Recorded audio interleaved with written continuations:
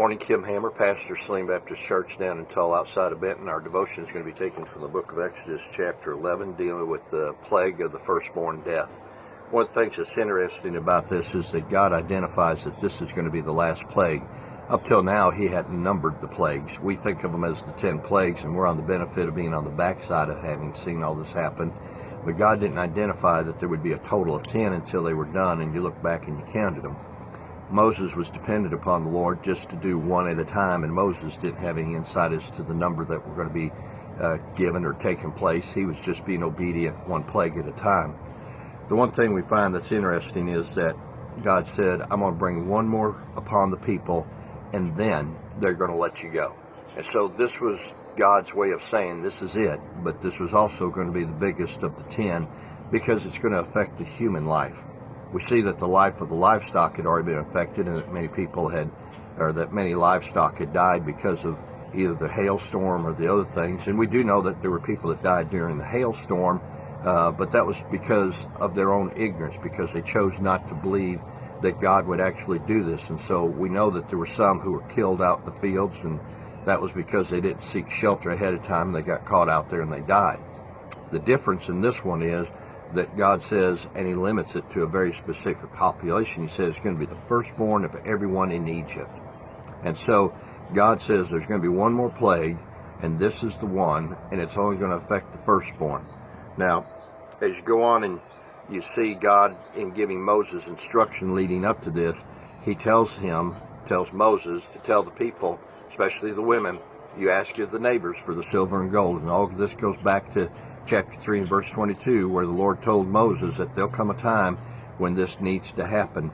And one thing that's interesting is when you read the chapter 11 and leading up to the death of the firstborn, we get the indication that the Egyptian people and the Israelite people themselves, they got along well. That Moses was actually regarded highly among the officials of Pharaoh and among the Egyptians, that they had great respect for him, they had great honor for him. That they valued who he was as a person, and I think they understood where he was trying to go. At the people level, there wasn't a problem, but at the leadership level, there was a problem. And Pharaoh was continuing to have his heart grow harder and harder to where he was resistant to what God was trying to get him to do, which is simply let the people go so that they could go worship him, but he wouldn't do it. Now, as you go on, we find that one thing that is a little specific attention is paid to is God tells Moses that in the night, after midnight, when the death of the firstborn occur, that there would be complete silence, even to the point that the dogs would not bark. I don't know if you live in the country or you live in town or either one, it doesn't make any difference, but you can have a very peaceful night and the dogs crank up, start barking. It can just be a real distraction to the quietness that you're trying to enjoy. Well, the Bible says that even in that night that this was about to occur, that the dogs would not even bark. And I think that is just setting the stage so that it would just be a total, complete silence up till midnight. Of course, we go on and we read that at midnight is when the death angel came, and we'll talk more about that next time, that the death angel came and struck down the firstborn of every Egyptian. And because it was so quiet, the sounds of screaming pierced the night even louder. We go on and we see that when Moses got ready to leave the Pharaoh, that the Bible is explicit in that it says he left with a hot anger. Moses was mad like he had never been mad before. And here's the reason I think Moses was mad. I think Moses was mad because he knew that what was about to occur was unnecessary. That the Pharaoh, as we had talked about previously, his pride was directing his decisions and his choices. And he was so full of pride of himself that he didn't think about his people. He didn't think about those mamas that were about to lose their firstborn.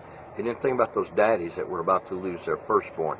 He didn't think about the firstborn who wouldn't experience what it was like to have an adult lifetime here on earth and experience the challenges and the blessings of living here on earth.